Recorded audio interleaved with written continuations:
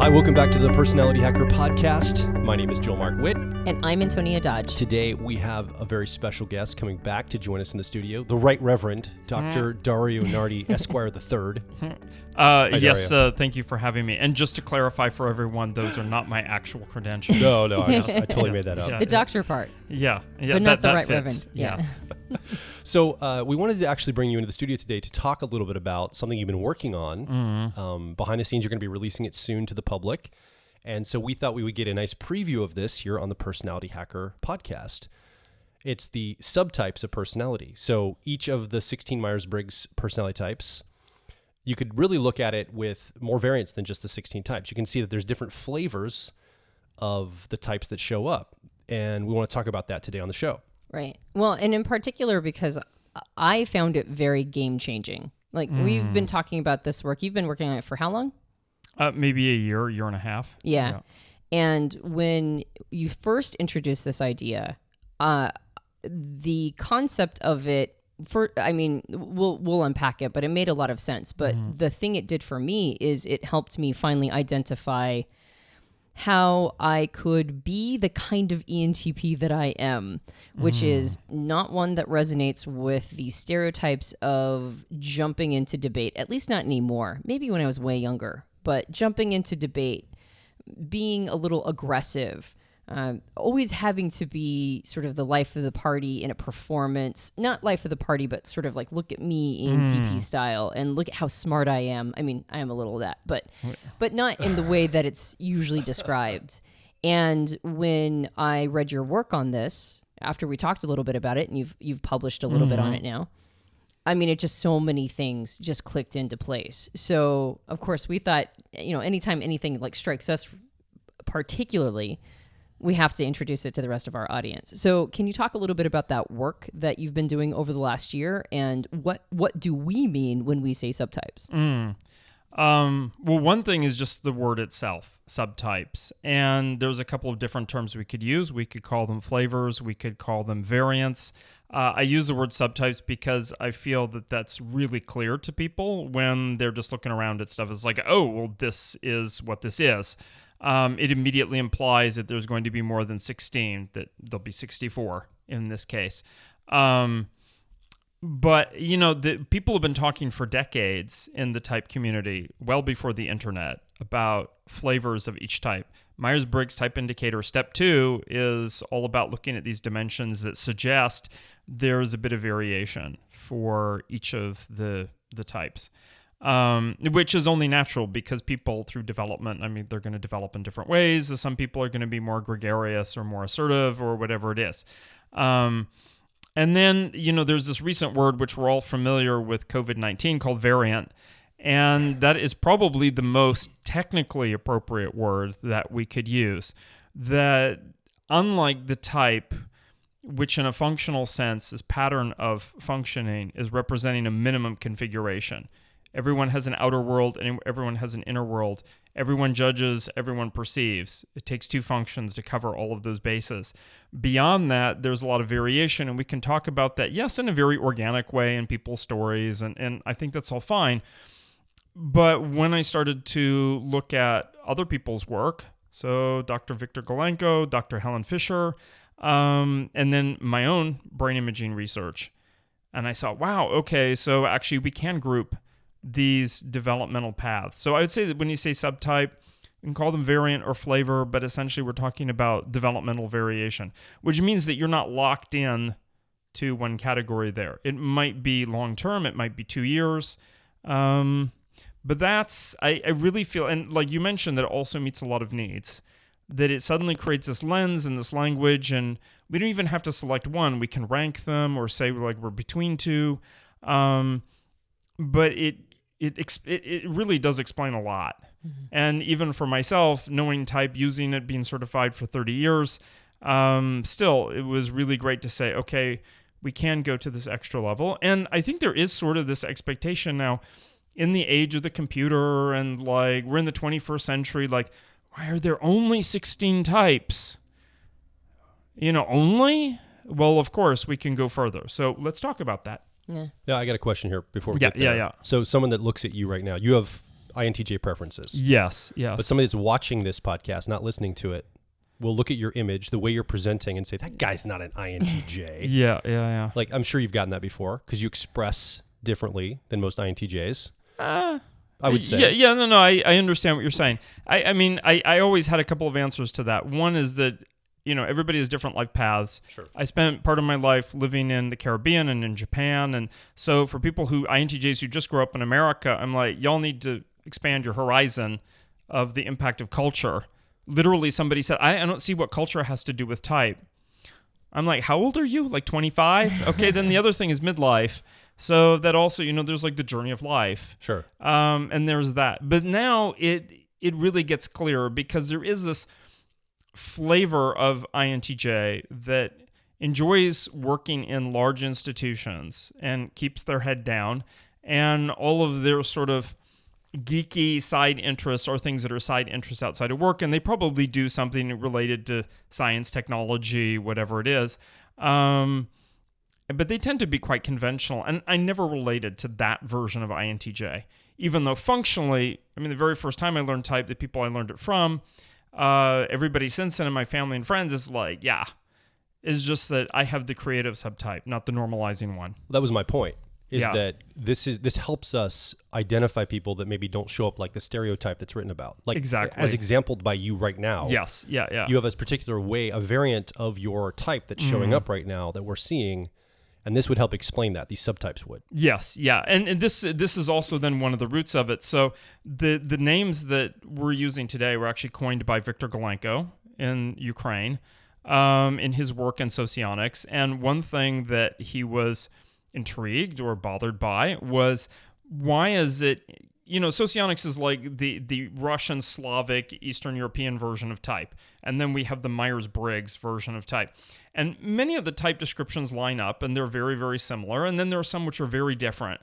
And his observation was, having come to the subtypes through observation and sort of a theoretical framework as opposed to, say, brain imaging data or hormones, is that like the Myers-Briggs version of ISFP is like this creative, usually sweet, often rebel or nonconformist. And he's like, that version, like, we don't see that in socionics. The way they describe it is the normalizing version, who is institutions, who very much is probably still in the arts, but is very precision-oriented, is maybe not so exciting. And he's like, why is this? How can we reconcile this? So he's like, instead of saying socionics is right and Myers-Briggs is wrong or vice versa, why don't we just expand that matrix to 64? And all of a sudden, everything is reconciled. Mm-hmm. That within a particular type, there's the socionics version, there's the Myers-Briggs version. There are versions that probably we didn't even think of until now we see them in front of us and we're like, oh, wow, there is that ISTJ who's like that. Wow, I didn't even think of that. And I think that's really important because so many people in the type community are people with intuiting preference. I think they just gloss over those with a sensing preference. They don't even think, maybe sometimes, what are all ESTPs a particular way or ENTJs or whatever? No. There's a lot more variation than we might think. And that creates like quite a rich experience. And then they're like, oh yeah, like my parent or my friend or whatever is a sensing type, but why did we get along so well and I don't get along with these other ones? It's because you might be the same subtype. Yeah. I noticed that the first time I had this experience was actually not in Myers-Briggs. It was in Enneagram. And I identify as an Enneagram 3, and they also have subtypes. Then when one combines a type with an instinct, and I'm a sexual 3, but every single description of 3 that I read, I never identified with, and I couldn't figure it out. This is before I understood instincts. And then when I discovered that there are subtypes and the instincts were a part of that, and then I read a description of a sexual 3, I realized that almost every single description I had ever read was of a social 3. Mm-hmm. And now that I have read about your subtypes, I'm noticing, and even I have done it, there's like a certain archetype of the type in my head. Do you know what I mean? It's like there's like a certain style of ISTJ that represents ISTJ in my mind. Mm-hmm. And then when I read about these other subtypes of ISTJs, it helped blow open this idea of why people are so insistent that certain types look a very specific way. Mm-hmm. And then those get replicated over and over and over again. And the idea that we all know that there's variance because we're all individuals, Mm-hmm. right? Is it just like, here's the type, and then there's like all your experiences in life and all these different things that you'll go through as an individual. And so you might be an ISTJ that looks a little different than the stereotype about the ISTJ, but that's only because of, all these other components. Mm-hmm. But what I love about this idea of the subtypes is that there's a somewhat predictable element in how we're going to respond to the environment. Like it feels like this is, like you mentioned, it's more of a developmental piece. Mm-hmm. So you still come pre-wired, but there are some predictable patterns about how you're going to be impacted by the environment and respond to it. And with that, now we see that there are certain types that they don't just show up as the ones. It's not like here's the stereotype and then there's like all the different possible ways it can show up. There is, even within that, a little bit of a predictable pattern. So that's helped me expand my definitions in the same way that instinct helped me expand my concepts of Enneagram. It's helped me expand my definitions of each of these types. And I think I see that as very powerful, particularly because, of course, I'm always complaining about it, but my personal beef, or like the thing that rubs me wrong, is when people run around accusing everybody else of being mistyped, right? And I've had that happen to me so many times, right? You're an ESFJ, you're an ESFP. And I find it really interesting that those are the two types that I usually get, accused of. But now that have some language around sort of the style that I come with, I'm coming with a style that has, I think, a bit of more of a feminine quality to it. And we associate femininity, I believe, with sensing, feeling preferences just as a culture, right? Just as a culture, we have those two things linked. Yep. And so if I'm not coming with a more stereotypical masculine ENTP presence, well, then the assumption is that one cannot be an ENTP, and then we just kick it back to what we know. Yeah. Well, and you've mentioned a couple of times, like, what are the classic sort of media examples of ENTP? So I remember there's like Doc Brown from Back to the Future. If we think of like Marvel, okay, there's going to be Iron Man. And there are these examples that are there. We might also just think of like the generic sort of like college age, really argumentative male ENTP. Where are the female ENTPs? I imagine they are occasionally there in the media, but they don't have that same mental presence. Yeah. That's probably true for half the types, if not all of them. There's like one or two classic archetypes, and the question is, where are the rest? Yes, there is a creative version of ESTJ, for example. There is a harmonizing version of ISTJ. There's a dominant version of ISFJ. And so very easily people can then think, well, and this has happened, where somebody came to me and he was just letting me know after looking at what I had released as like this basic material, like pre-release. He had been torn between INFJ and INTJ. He's like, I run a tech company. And he's like, at first I really felt like I'm probably INFJ preferences, but then I score as INTJ, and people say, well, you're in technology and this and that. And I have this like drive and vision, and I'm not like some woo-woo artsy fartsy person. Does that make me an INTJ? And I think we really have to remember that type is not about traits. It's not about behavior. And he's like, oh, so I'm the dominant subtype, dominant flavor of INFJ. And then that all sort of lined up for him and gave him permission to be himself. Yeah. So let's go through those. We keep talking about these subtypes, and you're throwing the words around. So let's make this official. What are the 4 different subtypes that each of the Myers-Briggs types can manifest as? Dominant, creative, normalizing, and harmonizing. And each of those is sort of what it sounds like. So the dominant is more confident, more assertive, anyone of any type can be more confident and more assertive. That isn't reserved just for some types. Of course, if you have a dominant ENTJ, that's like very, very dominant example of someone. Dominant ISFJ is dominant for an ISFJ, confident and assertive, but obviously is not going to be as dominant as in the behavior and everything as the ENTJ. Creative is more exploratory, and many times will look more social. Because they're exploring, they're going to be encountering people, not just ideas or going to places. So there is this superficial comfort with people, maybe not one-on-one, but it's there. And then naturally, so creative is something that flows out of exploring and being open to stuff. Then we have normalizing. Normalizing looks more mainstream, more conventional, a little bit more, we want to say like collectivist even from those cultures, so that individual would be, and sometimes it's not that they really feel like they fit in the mainstream culture. They may just, as you said, keep their head down.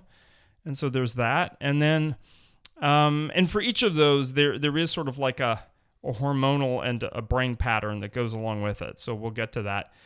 Last one, harmonizing, is much more one-on-one in their interaction. So they come across as more empathic, more relational in nature. So yes, there are INTPs. And this is a great example of my mentor, Dr. Linda Behrens.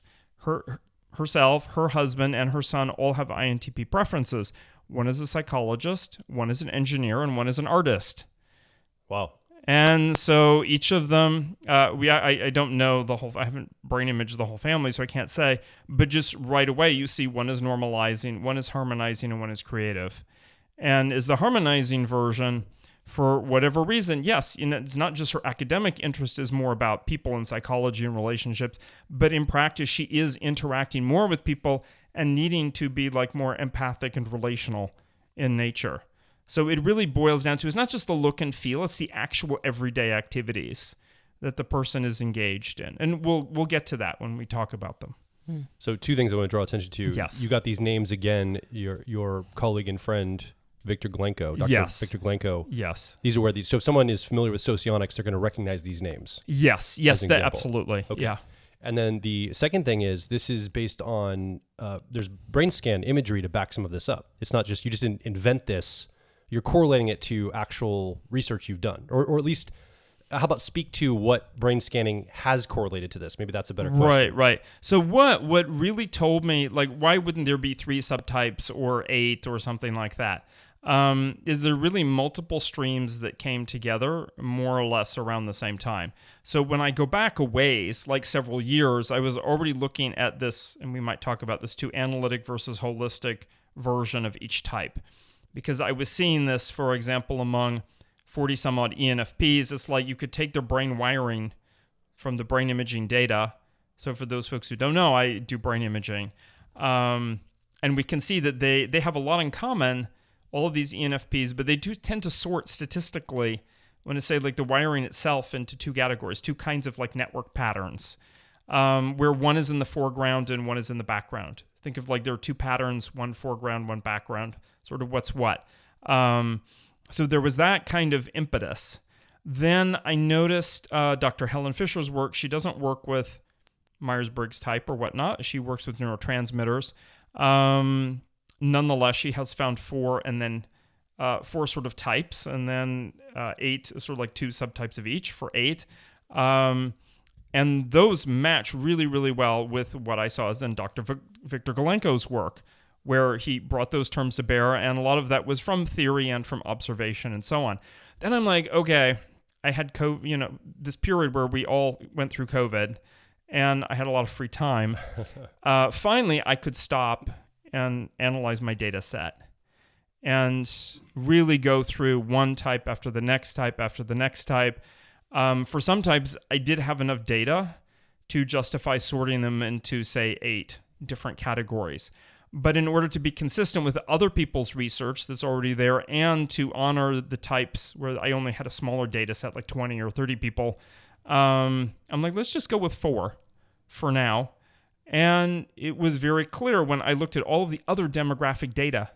So it's not just like, oh, there's some people who show this kind of pattern, a starburst, and there's people who show diamonds pattern, and some other people who show farm fields. I'm looking at their cultural background, age, the kind of schooling, academic major, the career that they're in, the kinds of institution that they work in.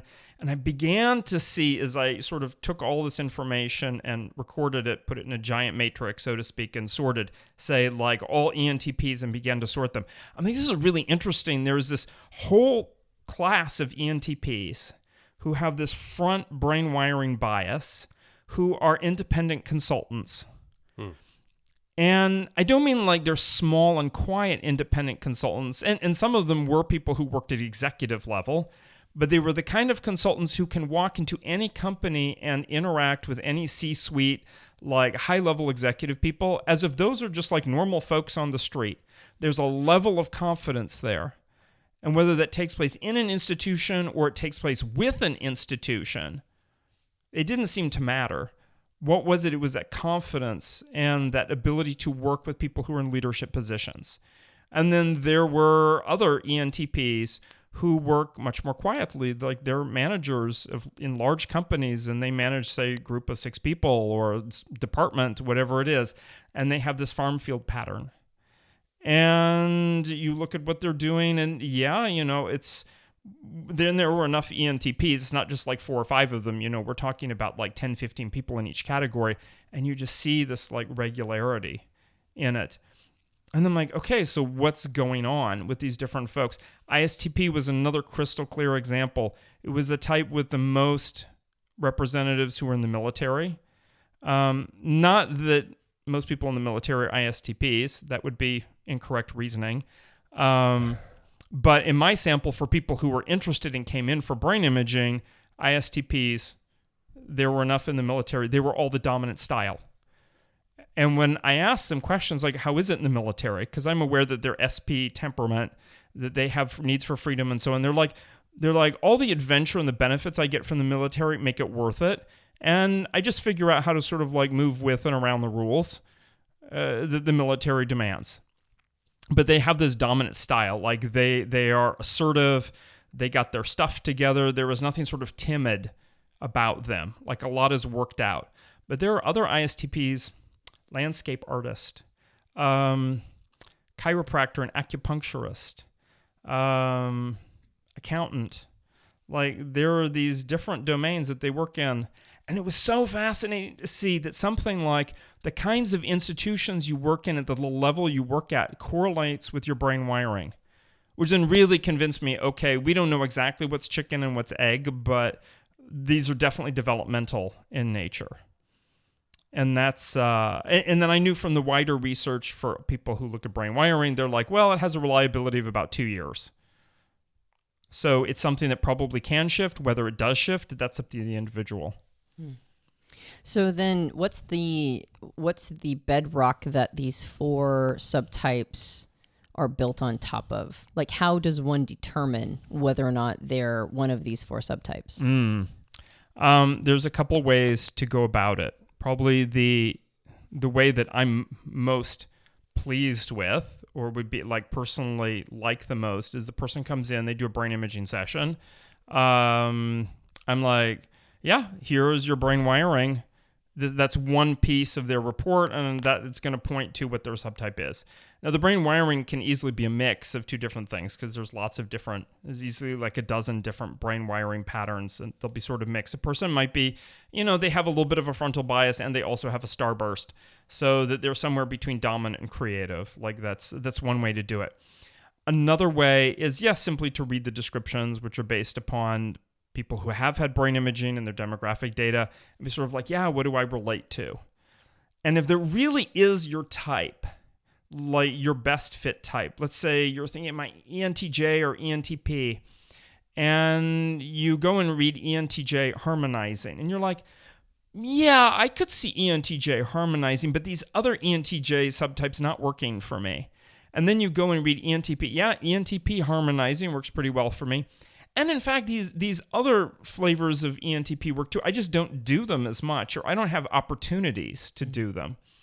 And so that's one way, is to engage that person, like I have in some coaching situations, or when people come in for brain imaging, they're not clear on their type. Like, I'm torn between these two. I'm like, well, let's use this as a chance to figure it out. And then another way is to go and look at like each of the individual Jungian functions and ask like dominant, yes, creative, this and that, but what does it mean? We can really go underneath and look at what I call like analytic or holistic or yin or yang, masculine, feminine, whatever terms we want to use, of each function.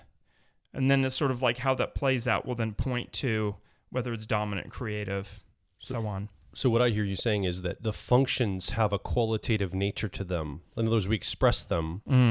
You said analytic, holistic. In other words, like my dominant function has either maybe an expression that's more analytic or an expression that's more holistic. Yes, yeah. And that helps me determine what my subtype will be. Yes, yeah. So one can go through a chart that basically has 16 little snapshots.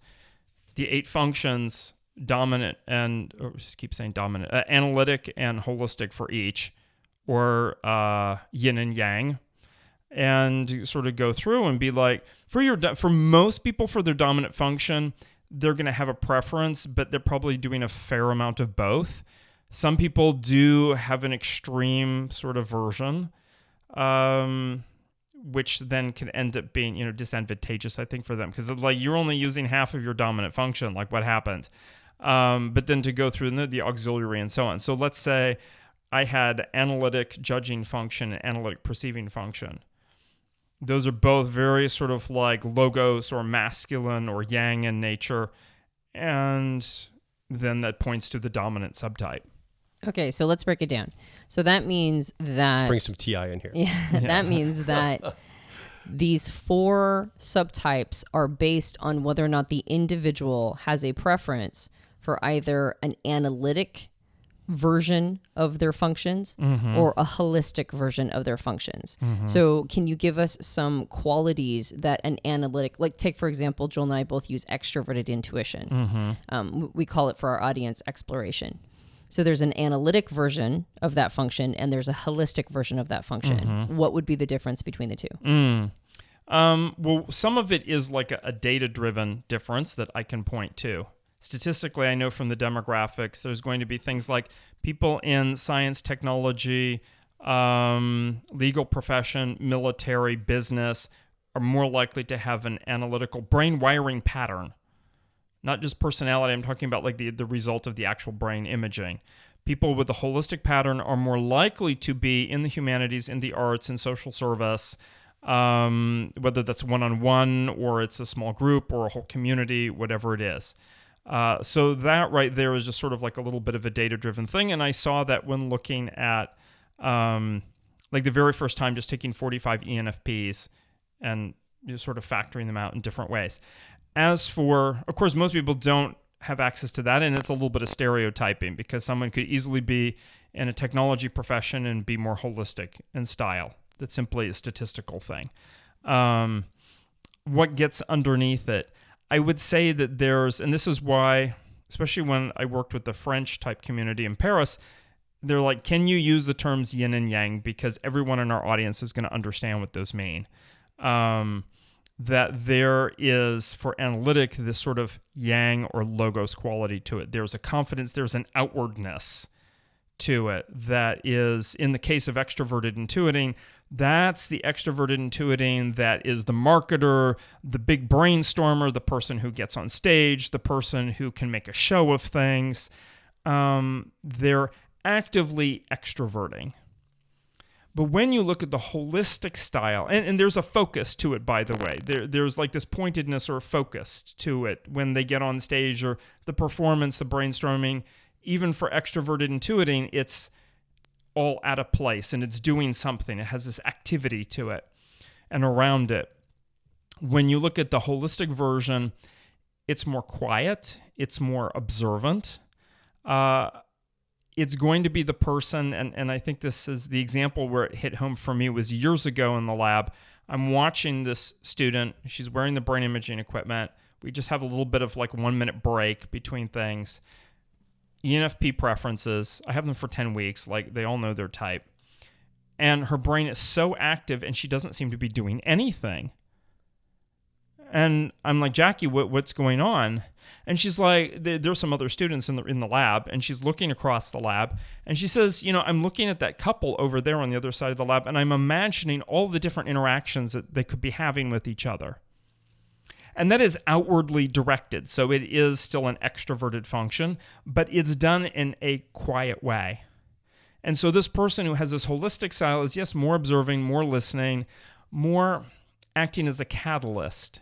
They have more humor. They're waiting for the right moment to do the intervention. They're more gentle. They're more receptive in their nature. And yet it's still extroverted intuiting. Mm-hmm.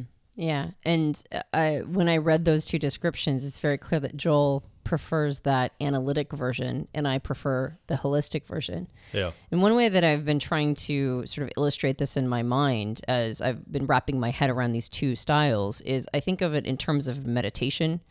There's the style of meditation where you look at a certain point, like you focus completely on one point, and that has a certain like it gives you certain benefits to be able to teach yourself how to do single pointed focus.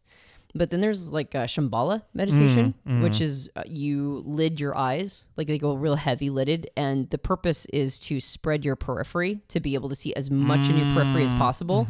But when you do that, you can't focus on anything. So you're trying to expand your vision, but there's nothing specific that you're targeted in on, and you can't, right? And when you look at that single point, you end up putting kind of almost blinders on, right? You can't see a wider shot. And that is such a wonderful example because that goes back to, in the neuroscience community, analytic and holistic are terms that are used. They have sort of definitions referring to the left and right hemispheres. Nobody is all left-brained or right-brained, by the way. But specifically in something like vision, so imagine any of you watching, you're driving down the street, you're doing both at the same time. You're doing focused vision in the sense that you have maybe a place that you're going to, you're watching for specific street signs. Oh, am I supposed to turn left here? Oh, wait, there's a light that's turning from like yellow to red.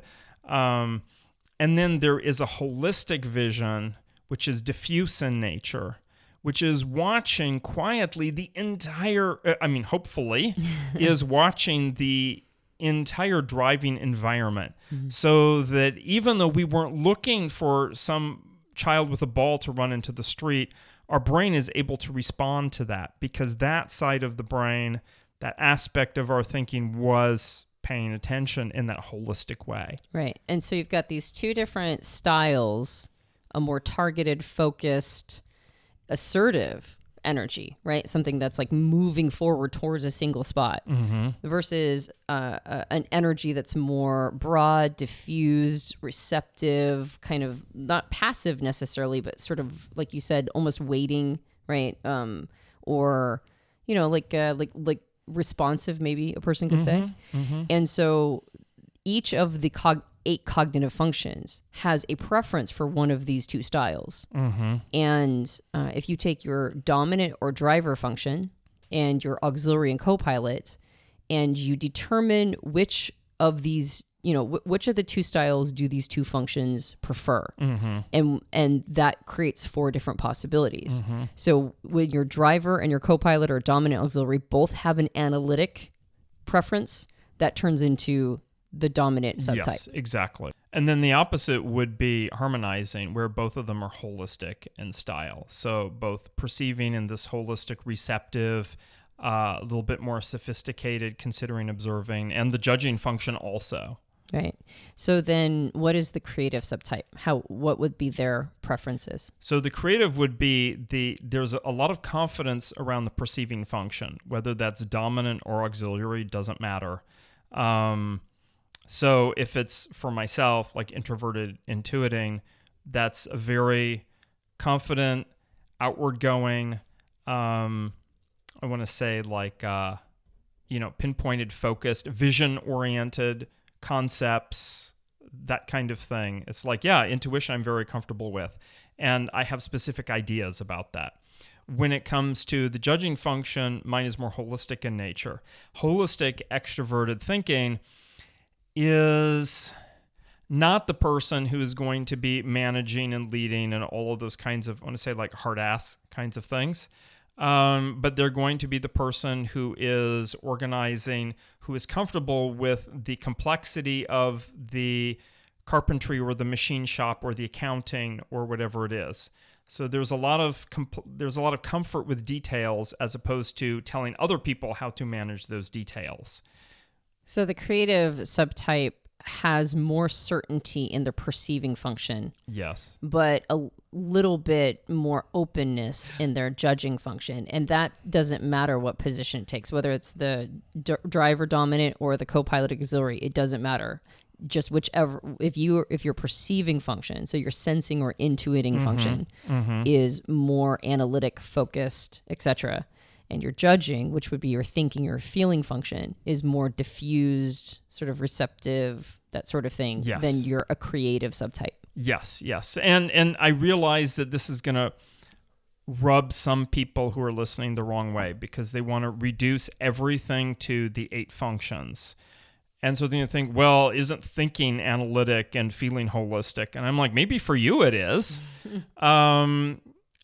But we can quibble a little bit over the words that are used, but ultimately there are these differences. There is a creative version of istj, and when we look at that person and see where is their confidence and where is their style of doing things, and we can explain it other ways besides the functions, but this really then reminds us that even though we might call them subtypes, that they're developmental in nature. So just because you have a function as dominant doesn't mean that's where all your confidence is, for example. Right. I think that's really key, though. What you just said is it's developmental in nature, meaning you're not stuck with the way that you are right now. You can, if you have 2 dominant front functions, your dominant auxiliary function, analytic, dominant, and auxiliary function, you can round that out. You can dip more into the holistic, is what I hear you saying.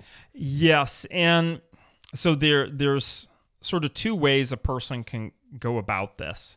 One is, normally when I do a session with people, it's 30 minutes, 40 minutes, occasionally now an hour, but usually not. And the idea is just to stimulate the brain in a whole bunch of different ways to simulate everyday activity. And so we get this picture of the person going through their everyday life, using their cell phone, listening to music, doing some math problems, doing some reading, like that kind of thing, giving a little speech. But what we can do also, and so we get a specific image, and that has a consistency to it of up to 2 years. And that's not my research saying that. That's like the neuroscience community saying that. But what we can do is we can ask a person something like, I'd like you to play piano for 15 minutes. And then I'd like you to play a competitive board game with a friend for 15 minutes. And then how about you do some, say, cooking for 15 minutes? And with the new wireless EEG, we can do that. The person can go and do these activities.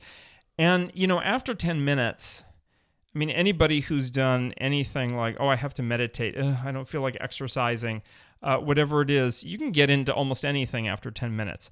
The brain shifts, and it can go to a network and use that. So when my colleague Adrien has done this with people where they do these specific activities, he did it on himself. He knows how to computer program. Is not his favorite activity at all. His brain very much shifted into the dominant style. Well, and he's not even directing other people, but in a sense, he's like orchestrating code in a very precise way. There's a lot of extroverted thinking going on. There's sensing going on. And what are his type preferences? ISFP. So for him in particular. Yeah, it's a stretch. And he's good at it, but he doesn't enjoy it. And his brain very much stretches into a style that's different from his normal harmonizing style that we get when we just have him do a suite of diverse activities for 40 minutes. And then when he goes and does other stuff during the day that's more in his style, like doing just like some artistic web design or cooking or playing a game, then all of a sudden the brain activity goes back to what is his like regular style. So if a person wants to shift, they need to do activities, and this, it's going to be effort. It's going to feel like rolling a ball uphill at the beginning to get their brain to go into this different space. Ideally, that space is not just a different activity. It is physically a different kind of organizational space. So that, for example, throwing somebody in a leadership position is either, so sometimes can be sink or swim, because it is a challenge and it is difficult. How do they cope with that? Assuming that they're able to figure it out, the brain activity is eventually going to move to the front of the brain. The pattern, which they can do every so often, is going to be like, okay, yeah, we can now call this up a lot sooner. And then that sort of becomes a default mode because that's what they're doing every day. So we can push ourselves. And if somebody feels like, oh, I'm a such and such type, but I don't feel very creative. So I say an INFP comes, I don't feel very creative. I mean, they recognize themselves as having creative potential, but they're like, I'm stuck in my job in a way. I'm like, there is this other side to you. And this is what the subtype description show. It's like, this is what would look like if you were in a creative profession. And so that's why there are not just 4 descriptions of subtypes. There's 64 to show the INFP how your creative version is a little bit different than everybody else. And specifically, this is what work looks like for INFP. And then make that life for yourself. Like, put the props on, wear the costume, have all of the stuff there, and practice. Like, do it not just, 3 hours, but 3 weeks, 3 months, until you push your brain in that direction. That doesn't mean you want to do that, by the way. I very much like being my subtype. And many people are very comfortable with it. And that's also part of how the brain works. We get comfortable with where we are. Yeah. All right. So we've got the dominant, which is both of the functions have a preference for analytic. Like they're both analytic. Dominant subtype. The dominant subtype. Then you have the the harmonizing subtype, which both of the functions have a holistic preference. Now we've talked about the creative subtype, which doesn't matter what position it's in. The perceiving function is going to be the analytic, more, like you said, more confident piece.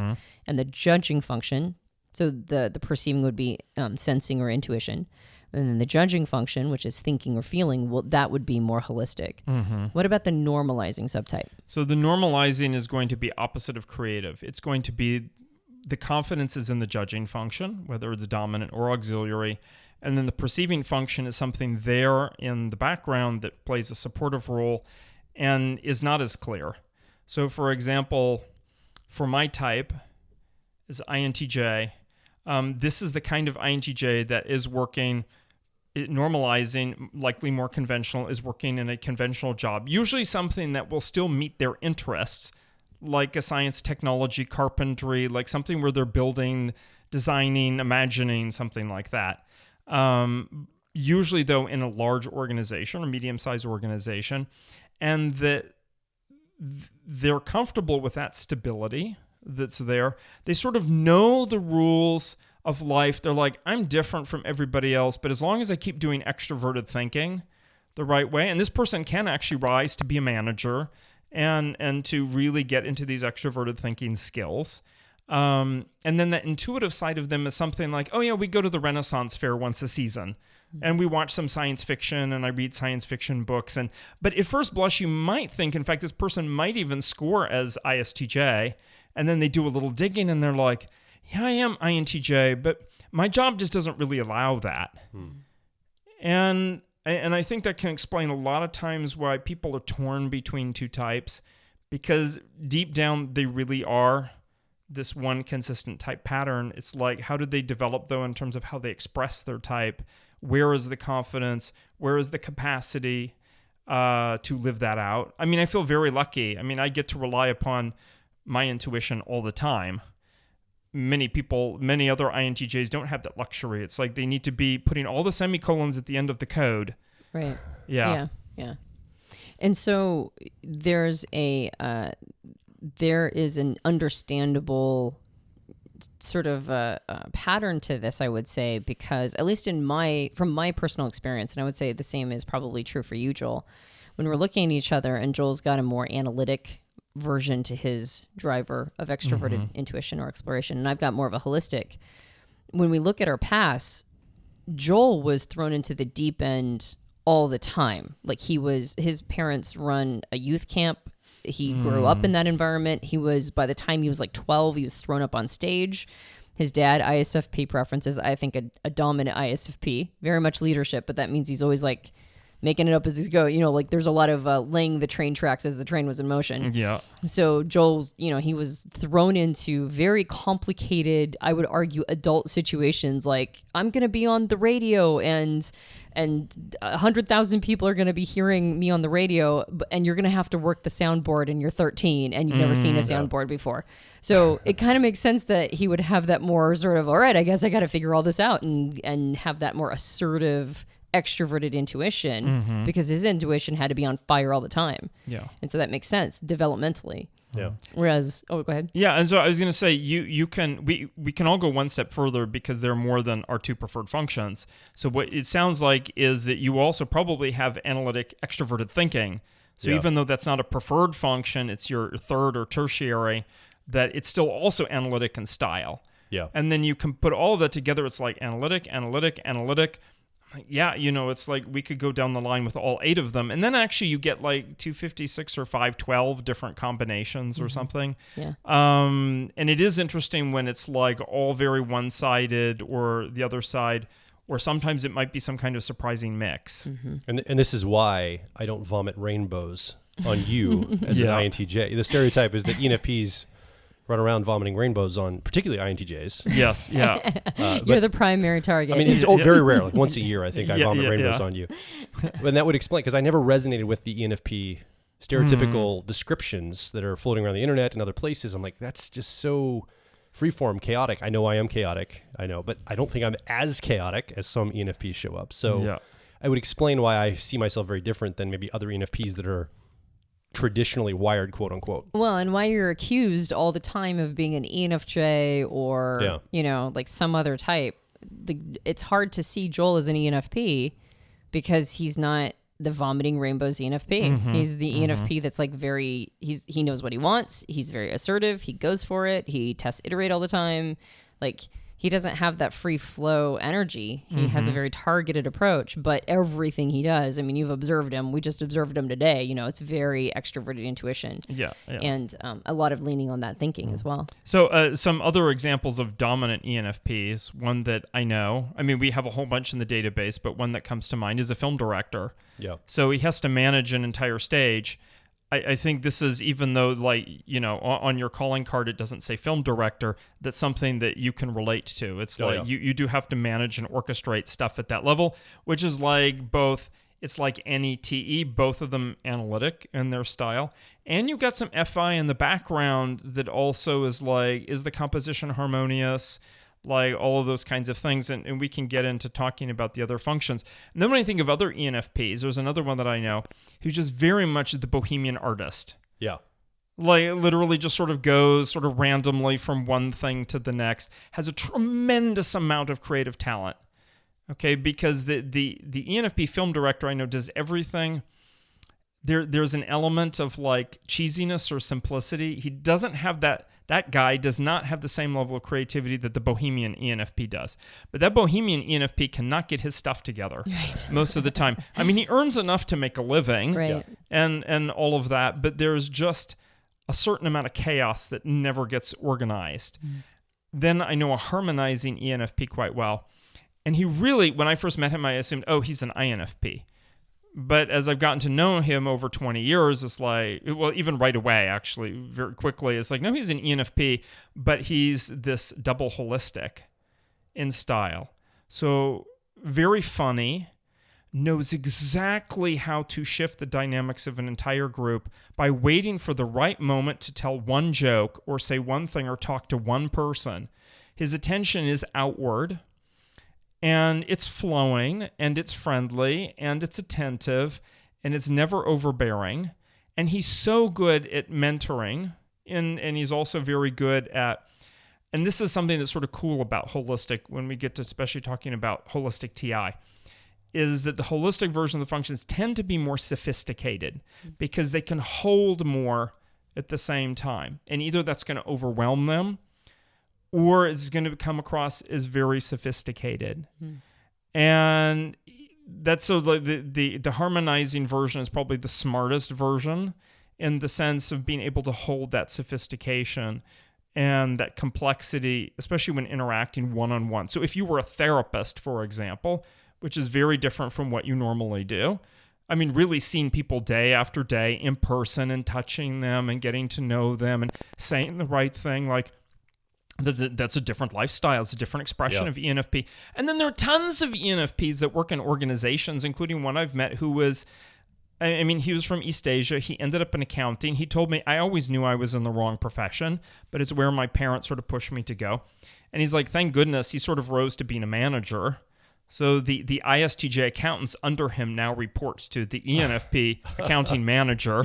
And then that's a whole type development odyssey. And I like to say that those ENFPs are like secret agents because they usually exist in large organizations or in society. Nobody quite knows, oh, that's who they are. Like, they never give away their cards in terms of their personality, but they are sort of quiet crusaders behind the scenes. They do, and that's where the confident, introverted feeling comes in. They know what their values are. They target, this is what's important to me. This is what I'm going to make sure is going to succeed in my family or whatever it is. But on the surface, the extroverted intuiting is pretty, like, laid back. It's not in your face at all. So just like going through one type, we begin to see it's not even just like stereotypes of the type. Like, there's some fundamental stuff underneath. Yeah, that would be the normalizing ENFP you're talking about. And all the normalizing ENFPs I know have like really stable families. Yes. And it's like really, really important for them a lot of them do homeschool, or a lot of them like, like it's really important that they pour into their family. And I mean, that's just the stereotype of that type I have in my head. Yeah. No, I mean, there's we never looked. I mean, didn't gather demographic data on marriage and relationship stability and stuff like that. But when we look at Dr. Helen Fisher's work, which is not just about neurotransmitters and personality, but is very much about relationships, we do know that people who are dopamine driven, which is the creative subtype, are going to have a lot of shorter, exciting relationships. And that people who are relatively more serotonin, which is the normalizing, are going to have, one is a stronger like bond, this feeling of bond with the community, and that feeling of stability that's there. And we can try and explain that in type terms, and we can also simply say that's their subtype stuff. And it really is a combination of both. So let's give a nod to that, just as add it to the conversation. There's a certain sort of chemical reward that each of the subtypes is looking for. Yes. And so let's just go through all four. What would the dominant subtype chemical reward hit be that they're looking for? So for dominant, Helen Fisher sees in her work that it's the relative amount of testosterone. Men and women both have testosterone because your adrenal glands also make it. Not just, your gonads. And that person, we all know when you say like a testosterone feel to them, sort of what that is. So they are more territorial, more power-driven, more hierarchical, more pushing to have dominance. That's where that word dominant comes from. I understand sometimes there are some folks now in socionics using the word assertive to not confuse it with dominant function. And assertive is like, I think, a healthy version of it, but there is this territorial aspect that all of the things that testosterone loves to do and loves to have as rewards. And that's very different from harmonizing, which has, you can either talk about estrogen or we can talk about oxytocin. Oxytocin, like simply by touching you, I mean in a positive way, wanted, way that releases more oxytocin, the physical act of touching in people. And that then reminds us, oh, right. So those folks, harmonizing folks, are going to be ones that are very one-on-one and are touch-oriented. So someone like a chiropractor, for example, they're working with their hands. I'm not saying that they're going to be harmonizing, but as long as they view it, I'm in a healing profession. I'm really trying to understand each person. I'm not just doing something mechanical. I'm also giving them life advice and talking to them at the same time. Notice I didn't mention the type of this person. I just said what their subtype was. And so that could very much play into it. And then for creative, it's like the dopamine rush. And the dopamine rush could be something like, yes, hang gliding, jumping out of an airplane. That's not so much me. But it would also be like you publish an album on iTunes, like a music album that you created. You get a hit from seeing that creative piece go out to the world. Absolutely. So there are so many ways. And when we look at dopamine receptors in the brain, they're in the motor cortex and they're also in the prefrontal cortex. So it can be about ideas as well as motor action. and is just that hit of success. And we all understand with the internet getting likes or something like that, although avoid that kind of dopamine rush. That's not a healthy source. But there is this element of movement and exploration that's there, and so that's what that feels like. And then the normalizing, what's their drug of choice? Well, their drug of choice is serotonin, and that's probably the one that either people only have a superficial understanding of, because they think of it in terms of depression. Oh, if you're depressed, your serotonin levels are low, or a drug like ecstasy. It's going to temporarily raise your serotonin levels, or they don't know what it's about at all. But it is a lot about.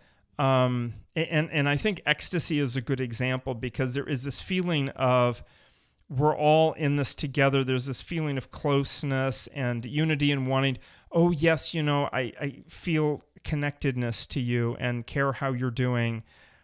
And we might think, oh, well, that's the feeling function or extroverted sensing or extroverted feeling in particular. But I'm really talking about a neurotransmitter underneath it. And if the person is, say, an INTP, they're still going to have a lot, in this case, if they're normalizing, care for the organization and for their community. And most likely, as you mentioned, for their family. And that's where that often comes in. It's like they feel in charge, or a part of, at least, in charge if they're a little bit more dominant, facilitating and supportive if they're a little bit more harmonizing. But basically, it's like, I'm part of this clan, I'm part of this tribe, this group, whatever it is, and it's like, I want us to succeed. And that's not type. That's actually the subtype. So I want to go all the way back to when I was talking about Joel. It was understandable that he developed the more, and I know I'm using us as an example, but we lead with the same function and we have two totally different styles, so it's a convenient one to use.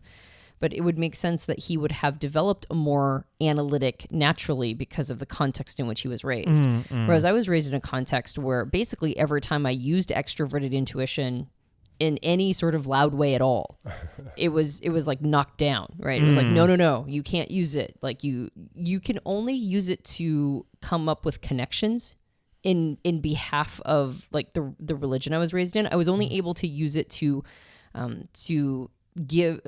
make insightful connections about that context. But anytime I used it in action, then it was like, no, we don't do that. And so it makes sense too that I would have over and over and over again been basically trained out of the analytic version, regardless of what my natural propensity would have been. And so I went way over to holistic. And what's interesting is what you just said, or you said previously, that the holistic version is almost the more like sophisticated.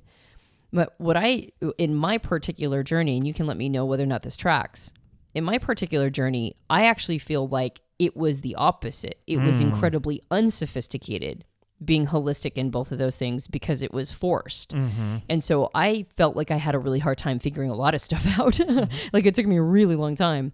And then because I stayed in that place, I did a bunch of hard work of figuring things out. And I think I came out on the other side. I don't know if it's more sophisticated, but I know that I came out on the other side almost like because I had been so slowed down and throttled when I did the hard work. And maybe I was dipping into more analytic time period for both of those functions. I don't know, you know, and being less one-sided on it. But it feels like on the other side, I was able to reap the rewards of what you're talking about. But does any of that make sense? Yeah, absolutely. And you know, I think it's really good to go back to Jung's original focus in his book Psychological Types, which was not the 8 functions. It was chapters 2 and 5, which are about one-sidedness and what that looks like, and how a therapist can assist people to overcome one-sidedness. And I understand as well, even though I didn't have an upbringing that smothered anything in particular, I do see now that both sides of my family kept pushing me towards a normalizing version of my type, which didn't work for me. But I had room in my life to not do that. What I did have, though, was a very strong analytic, focused version of NI. So it was maybe 7 or 8 years ago that slowly at first, and then quite clearly, I'm like, wow, there's a whole other version of NI. And it's not INFJ. it's a different version of NI, and that I was being one-sided with my own dominant function. Introverted intuition. Introverted intuition. And that when we talk about type development, then it's not just about, what are my non-preferred functions and how can I bring those up and integrate them?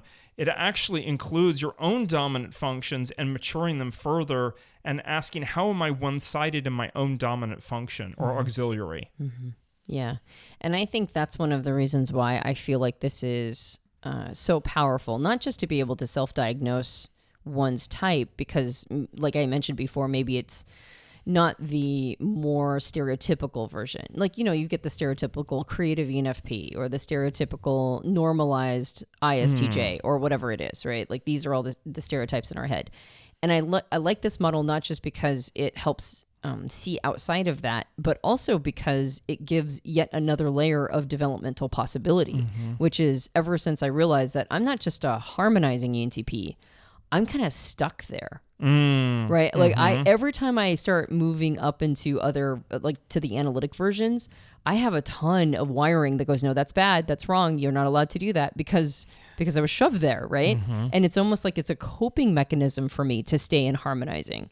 And so I realized I'm leaving all this money on the table. You know what I mean? Like I'm leaving all of this developmental opportunity. I'm one-sided within my own, type preferences, like you just mentioned. So I feel like it's blown open all these growth possibilities. Yeah, and that really is how I hope people will run with it. Yes, for type clarification, it really is then saying, like, what are the different ways I can grow? Because I believe people can, with the right activities in their lives, create space to explore a different subtype, an adjacent subtype, and then benefit from that. Like as a creative subtype, I actually benefit from doing a little bit of normalizing stuff, like, am I buying property? Am I investing? Am I going to have a retirement account? It's good to have connections with large institutions, even if I'm not working within them, sort of like covering those bases. Also, at times it's like there are other INTJs I meet, and most of them are really cool and I like them and I feel we understand each other. But occasionally I'm like, wow, we're so different, and not always in good ways. And then I'm like, it's not just like they're bad or unhealthy or whatever. It's like they're just a very different subtype than I am. And they might be unbalanced. And in fact, I'm also unbalanced in some of the use of my functions because there are all 8 present. And so we can really look at one big chart. And for anyone who wants to do that, those things are written up and available. And people can find all 64 descriptions as well as of the sort of yin and yang of each function. Where is the best place to find that? Well, they can go to radiancehouse.com, and then there's a nice big link at the top that takes them to a store where they can just download PDFs to their heart's content. Some of those PDFs are free, and some of them, it's just priced with Amazon, and most of the things are like $3, $5, whatever it is. No, your book on this is a steal. Everybody go get it. We'll make sure that the link is available. Yeah, absolutely. Thank you. Yeah. So just before we wrap up, I just want to ask this question. So you're talking about, Antonia, being a holistic, or having both functions holistic in your dominant and auxiliary, and stretching and growing into more the analytic side. So my assumption is that you don't lose anything when you do this. You gain, it's an and situation, not an or situation. So you're not going to because you rely on these things, like in your coaching, in our business, and what we do here on the podcast, it's worked well for us. My thought would be, well, if you stretch the other side and now you lose that, is that a downside? But you're actually, we're talking about it's rounding you out. You're not going to lose the other side of it. Yeah, absolutely. So it doesn't hurt for a person who, say, is harmonizing or one of the others, but not dominant, to be like, well, what is it like even to volunteer with a community club or something, to take into a leadership position, to have that experience? And at first it's going to be slow and awkward and they're wanting to do consideration. But if the person is in a situation where they need to make quick decisions, that includes like INFPs out there. There are ENFPs and INFPs in managerial positions. They learn to make quick decisions. Those are based on very deep principles that they're able to bring quickly to the fore. So it actually will end up really helping them, any person, develop further in their type.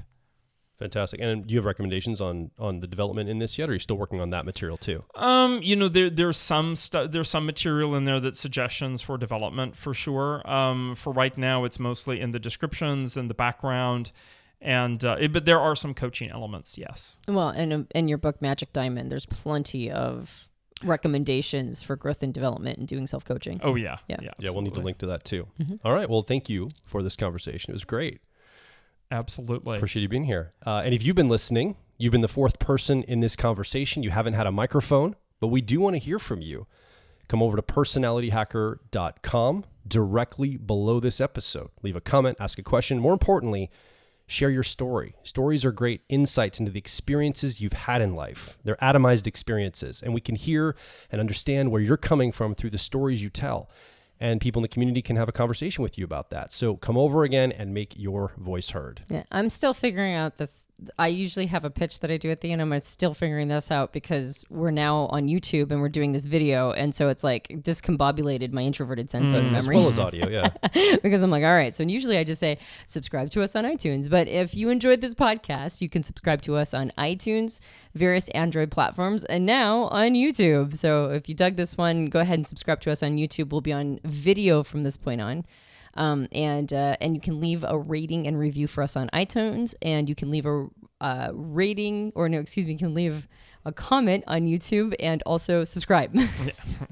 Beautiful. You're used to your thing. And unfortunately, I've been doing the other one for so long. It's really doing a mind job on me. All right, what else do I say? I also let people know that we have a book. It's called Personality Hacker, and you can get that one at all major book retailers. If you leave us a rating and review on Amazon or on Goodreads, that also helps us out a lot. And of course, we have a suite of programs that are designed to help you not be so one-sided, to do type development, grow, and become the best version of yourself. So head over to personalityhacker.com, look through our suite of programs, and see which one is right for you. Huge thanks to Dr. Dario Nardi for being here. Yes. Absolutely. Huge pleasure. Thank you for having me on. Mm-hmm. Yes. Absolutely. We'll have to do it again sometime. My name is Joel Mark Witt. I'm Dario Nardi. And I'm Antonia Dodge. And we'll talk with you on the next Personality Hacker podcast.